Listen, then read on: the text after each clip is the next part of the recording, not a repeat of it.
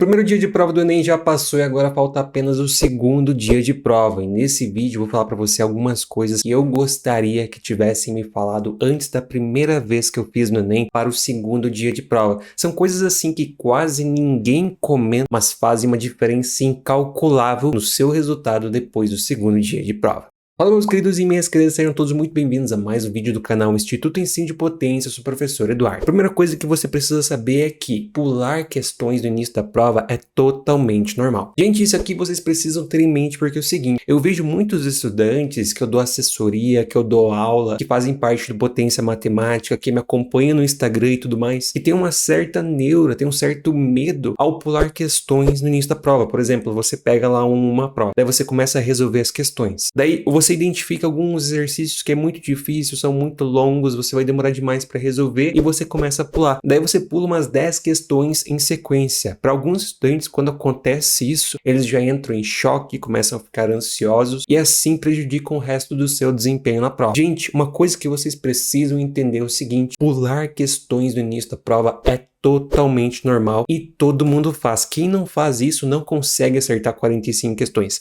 Pensa comigo, eu dou aula de matemática e eventualmente eu faço alguns simulados, eu resolvo algumas provas novamente para treinar o tempo, para me habituar a resolver questões em sequência e eu pulo muitas questões. Pensa aqui, ó, essa página aqui é uma das primeiras nessa prova, eu pulei as 3. Na página anterior, eu pulei as 3 também, então em 2 páginas seguidas, eu pulei 3 questões. Nessa página aqui, tinha 2 questões, eu pulei uma, daí aqui eu fiz as 3, aqui por curiosidade eu fiz as 3, mas daí aqui eu pulei uma também, então nas primeiras 20 questões aí provavelmente eu pulei umas 15 tranquilamente. Na prova inteira das 45, na primeira passada eu devo ter resolvido no máximo 15 questões, e isso é totalmente normal. Professores de matemática fazem isso, também quem gabarita a prova consegue 45 questões e passa nas melhores universidades do país em medicina, também pula umas 10, 15 questões em sequência, porque se você perde muito tempo no início da prova com questões difíceis, isso já vai cansar você no início da prova, você vai ficar menos confiante por não conseguir resolver algumas questões e você vai criar neura em cima daquela questão e depois não vai conseguir resolver. Por isso, ao identificar uma questão que tem um enunciado muito longo, no início da prova já nem lê, ao identificar uma questão de um tema que você já tem dificuldade, também no início da prova nem lê e assim vai pulando as questões. Você tem que se preocupar no início da prova, ali na primeira meia hora, em resolver aquelas questões mais simples. Depois você procura as demais e depois você resolve elas. Então tire esse peso das suas costas, tire essa neura de que você precisa resolver as 45 questões de matemática em sequência, porque se você não fizer isso, você não consegue uma boa nota em matemática. Muito pelo contrário, se você fizer isso, aí sim que provavelmente o seu resultado vai ser prejudicado, porque é muito difícil resolver as 45 questões em sequência. É melhor você fazer essa gestão de tempo e também gestão de pensamento, tá? Não precisa se preocupar por pular questões. Isso é totalmente normal. Quem gabarita faz isso e quem é professor também. Então se você quer mais de 30, 40 questões, você fazendo isso vai ajudar muito em conseguir esse resultado e não precisa se preocupar se você pular muitas questões em sequência, porque isso é totalmente normal e é uma das melhores estratégias. A segunda coisa que você também não precisa fazer no início da prova é as contas longas. Isso aqui é uma outra coisa que eu também falo muito lá no meu curso, que é o Potência Matemática, comento muito no Instagram, nos nossos grupos do Telegram, também comento com quem faz parte das minhas mentorias de matemática. E assim, pessoal, tem muita gente que ainda não me escuta. Você resolver questões longas, extensas no início da prova, vai cansar você. A não ser que seja uma questão muito fácil, que você sabe exatamente o que precisa ser feito, mas se não for o caso, não comece resolvendo questões longas no início da prova. Por quê? Porque você vai se cansar logo. Você já vai entrar na prova cansado. E assim, quando você for resolver uma questão depois, pode ser relativamente fácil,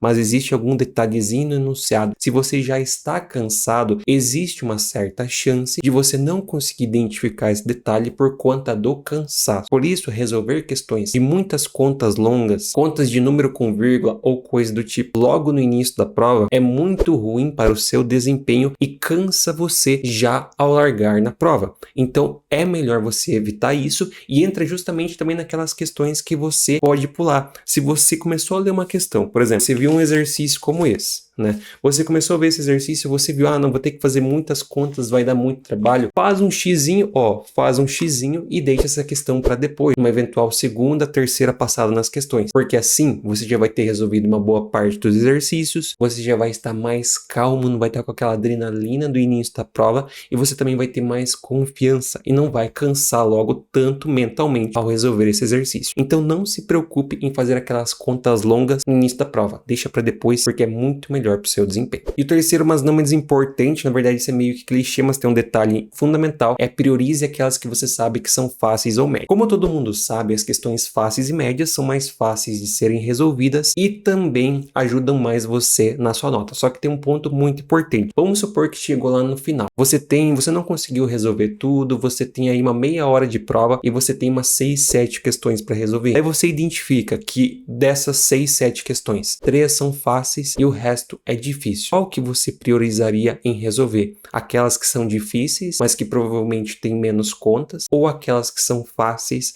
mas têm mais contas? Nesse contexto, é melhor você priorizar aquelas que são fáceis, mas têm menos contas. Por quê? Por mais que ela tenha mais contas, nesse contexto, lá no final da prova, se você sabe como resolver, sabe que é apenas trabalhoso, mas você sabe como resolver, é melhor você priorizar essa questão, porque caso você acerte, a sua nota vai aumentar mais do que se você acertar uma questão difícil, porque as questões fáceis pontuam mais que as questões difíceis. Então, por exemplo, você tem lá uma questão de comparação de razões e uma questão de análise combinatória. Qual das duas você optaria em resolver? A de comparação de razões, que você vai ter que fazer muitas contas, você vai levar ali uns 4, 5 minutos só para resolver ela, identificando que você tem que fazer várias simplificações e trabalhar com frações, ou você resolveria uma questão de análise combinatória, você só precisa identificar uma expressão.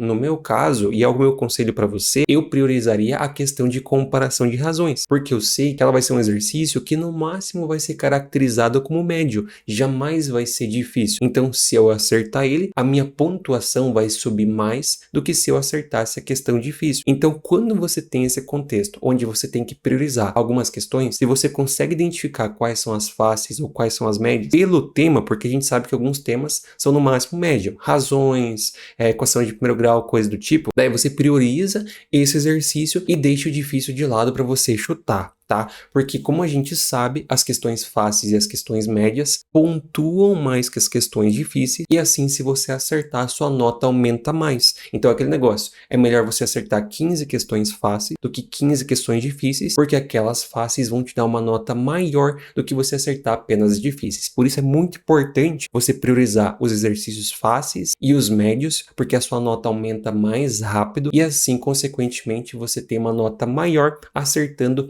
menos exercícios. Isso é muito importante e faz uma diferença gritante lá no seu resultado. Então é isso, pessoal, um vídeo aqui relativamente curto, apenas para passar para vocês esses conselhos que eu gostaria de ter ouvido lá na primeira vez que eu fui fazer o Enem, e eu tenho certeza que faria uma diferença enorme por conta da questão de gestão de tempo, estratégia e tudo mais, e a parte mental também, a confiança. Essa parte de você não ter medo de pular, gente, isso faz uma diferença enorme e vocês vão ver depois no seu resultado, com certeza vai te ajudar muito a aumentar a sua nota. Então é isso, pessoal, eu fico aqui na torcida por vocês, espero realmente que todos consigam um ótimo resultado, tenho certeza que todo mundo estudou bastante, todo mundo se dedicou muito e lá no final o resultado vai ser positivo e você vai conseguir a sua aprovação. E eu quero ver você no início do ano que vem se inscrevendo no SISU, se inscrevendo no ProUni e no FIES, porque você vai contar com a minha ajuda também aqui no canal Instituto Ensino de Potência, porque aqui a gente ajuda tanto na parte de matemática quanto nos processos seletivos para ajudar você a conseguir a sua aprovação. Inclusive, se você está assistindo esse vídeo antes do Enem, calma que tem ainda mais uma coisa importante para você. Assista esse vídeo,